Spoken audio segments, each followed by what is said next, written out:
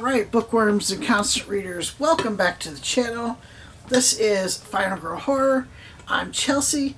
Today we are going to do a book review on Stephen Graham Jones' My Heart is a Chainsaw. And like all book reviews on this channel, we start with the cover, because you've heard me every single review talk about you can always judge a book by its cover. I have found numerous books I would have never read or even looked at if it wasn't for a catchy title or a catchy cover. This one, I really like the cover of this one. I like the torn look to it. It's just it's a plain, simple cover.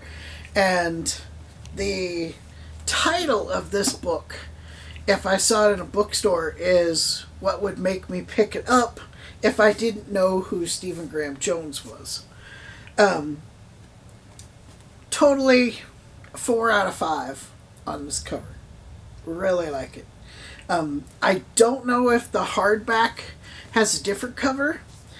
All I own is the paperback, and this is book 1 in Stephen Graham Jones' Indian Lake Trilogy.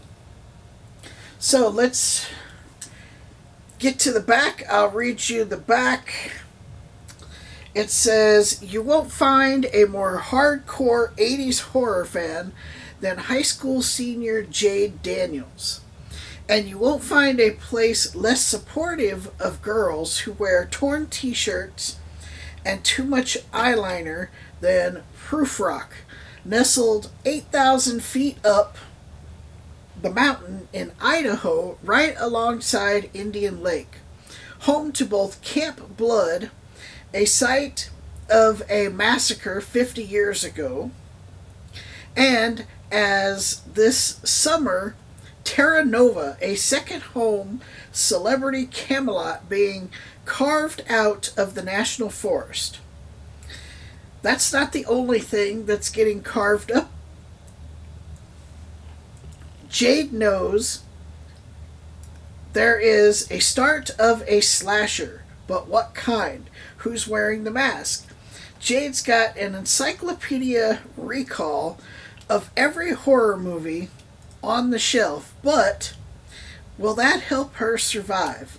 Can she get a final girl trained enough to stop all this from happening? Does she even want to? Isn't a slasher exactly what her hometown deserves? This novel explores the challenging landscape of the West through Stephen Graham Jones' distinctive voice of sharp humor and prophetic violence. So that gives a pretty good description of what this book is about. Jade is like an outcast. She doesn't graduate high school. She gets to take part in graduation, but she doesn't have enough credits to actually get her diploma.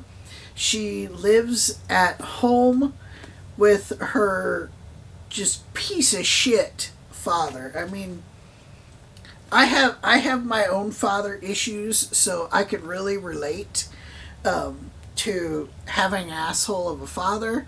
The stuff that her father has done, though, is way more extreme than what my father has done. Her mom left, but is still in town and works at the Dollar General. It's weird because I don't think the story tells you if her parents are divorced or if they're just separated. But mom is still living in Proof Rock, which, by the way, I never heard of. Being a geographer, I'm always curious about stuff like this. So when books take place somewhere, I always look it up. Proof Rock is a fictitious town in Idaho. It's totally made up, so it's not a real town.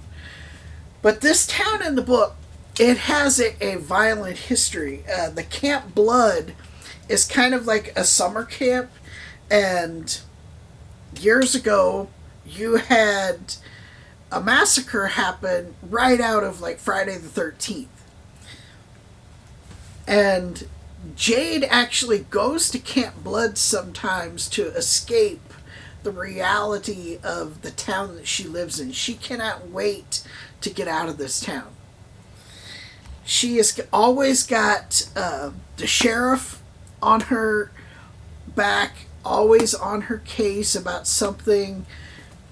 What's cool about this book is it is really a homage to all of the slasher films from like the 70s and 80s. There were slasher films in here that I had never heard of. There's a lot of references to Scream, Friday the 13th, Nightmare on Elm Street. It's really cool how much knowledge of just slasher films Stephen Graham Jones put in the book. And Jade, she doesn't she will be the first to tell you that she doesn't love horror movies. She loves slasher films. But she knows about the horror genre. Other films are mentioned, and she will talk about how that's not a slasher film. So this book, people start showing up dead, and it's blamed on a bear. Jade doesn't believe the bear story. Jade believes that a slasher has come to town, and she believes that the slasher is from this new housing development called Terra Nova. One of the new girls at her school is from Terra Nova, and as soon as Jade sees her, right away, she has this idea that this girl is the final girl. Jade tries desperately to like prepare her for what's coming, to make her ready to be the final girl. And I want to tell you, this book, it is a slow burn. It's going to take a while to get to the actual like killing slasher part of the book.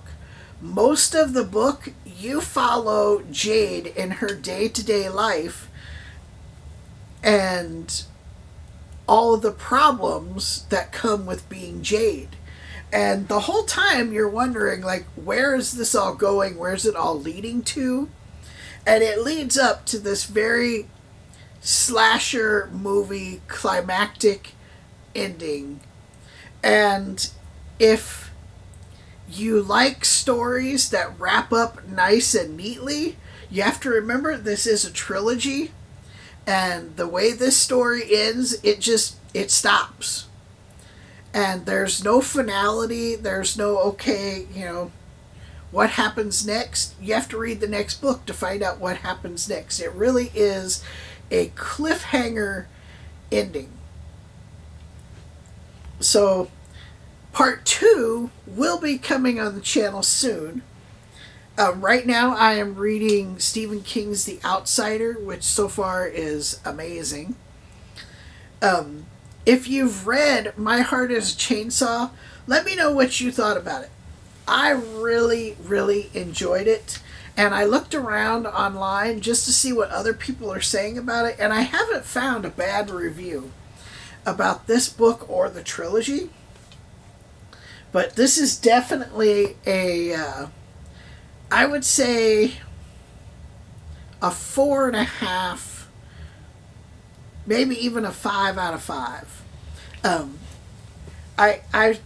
I don't really want to give it a 5 out of 5 because if you're expecting like a lot of action and suspense, that isn't until the very end. Most of this book, I would say 3/4 of this book, is leading up to the ending, and you're going to spend a lot of your time wondering, like, what does all this have to do with anything? But if you stick with it, the payoff at the end is worth it. And when you read the last page, you're going to be like, I've got to start the next book right now. I had scheduled these in between other books, and I'm not going to change my schedule, but I really want to start the next book because I want to know what happens next. Because it really is that cliffhanger ending. Like, you think there's going to be more, and you turn the page, and that's the book. So, because of that, and you have to wait so long, I'm going to give it a 4.5. It doesn't make it a bad book. It's just, if you're someone who can't stick with a book that is kind of a slow burn, you may not like this one. I liked it because it was enjoyable to read and see what goes on in her day-to-day life, because as the story goes on, you learn more and more about Jade. You learn about her past, what has happened to her, why she is the way that she is, why people in the town treat her the way that they do. You deal with a lot of her issues that make sense at the end of the book.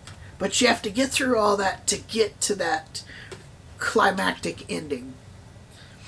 And there's a lot of things along the way that you think she's not going to get to the ending to do what she wants to do.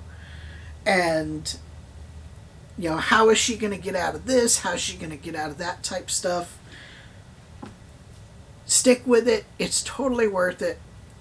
I gave it a 4.5 out of 5. You should definitely check it out. Part 2 will be on the channel soon. That's all I have for you in this video. If you've read this book, comment below. What did you think about it? Did you like it? Did you not like it? I really liked all of the references. I like the characters in the book.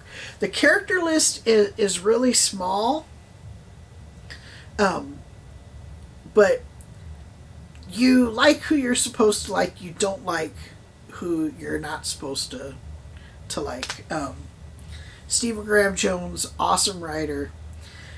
Give this video a thumbs up. Click that like button. If you're not subscribed, please subscribe to the channel. I'm trying desperately to get to 100 subscribers. We're over 70 now, so we're slowly getting there. Till next time, read more books.